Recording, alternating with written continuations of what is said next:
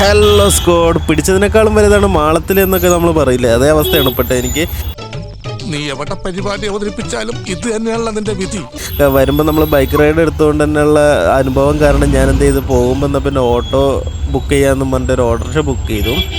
അങ്ങനെ ബുക്ക് ചെയ്ത് ഇപ്പോൾ നിൻ്റെ അവസ്ഥ എന്താണെന്ന് വെച്ചാൽ സെയിം തന്നെയാണ്. ഇയാൾ കിട്ടുന്ന ഗ്യാപ്പിൽ കൂടിയൊക്കെ കുത്തിക്കയറ്റുന്നുണ്ട്. അതുപോലെ തന്നെ ഫുള്ള് ഫോണിലാണ്. ഞാൻ അവിടെ നിന്ന് കയറി ലൊക്കേഷനിൽ എത്തുന്നത് വരെ ഫോണിൽ സംസാരിച്ചുകൊണ്ട് തന്നെയാണ്. ഇതിൻ്റെ ഇടയ്ക്ക് ഏതൊരു ബൈക്കുകാരൻ പുറകിൽ വന്നിട്ട് വണ്ടിക്ക് തട്ടിയിട്ടൊന്നുമില്ല, പക്ഷെ മറിഞ്ഞിട്ട് വീഴുന്നൊക്കെ ഉണ്ട്. അതൊന്നും മൈൻഡ് ചെയ്യാണ്ട് ഒരേ പോക്ക് തന്നെയാണ്. ഒരു രക്ഷയില്ലാത്തൊരു ഡ്രൈവിങ്ങിനാണ് കേട്ടോ ഇവിടെ മുഴുവനായിട്ടും.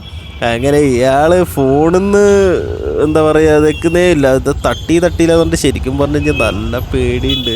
നമ്മൾ വണ്ടി ഓടിക്കുമ്പോൾ ഇങ്ങനത്തെ ഒരു അവസ്ഥ നമുക്കില്ലെങ്കിലും ഇതൊക്കെ കാണുമ്പോഴാണ് നമ്മുടെ കേരളത്തിലെ ഓട്ടോ ചേട്ടന്മാരെ സ്തുതിക്കാൻ തോന്നുന്നത്. വേറെ ലെവലാട്ടോ. അങ്ങനെ ഇവിടെ സാറ്റലൈറ്റ് ബസ് സ്റ്റാൻഡിൽ എത്തി. അപ്പം നമ്മുടെ കൊമ്പന്മാരെല്ലാം ഇവിടെ ഇങ്ങനെ നിരത്തിയിട്ടിട്ടുണ്ട്. അല്ലെങ്കിലും വേറൊരു നാട്ടിൽ പോയിട്ട് നമ്മുടെ കൊമ്പന്മാരിങ്ങനെ തലയെടുപ്പോടെ നിൽക്കുന്ന കാണുമ്പോൾ വേറൊരു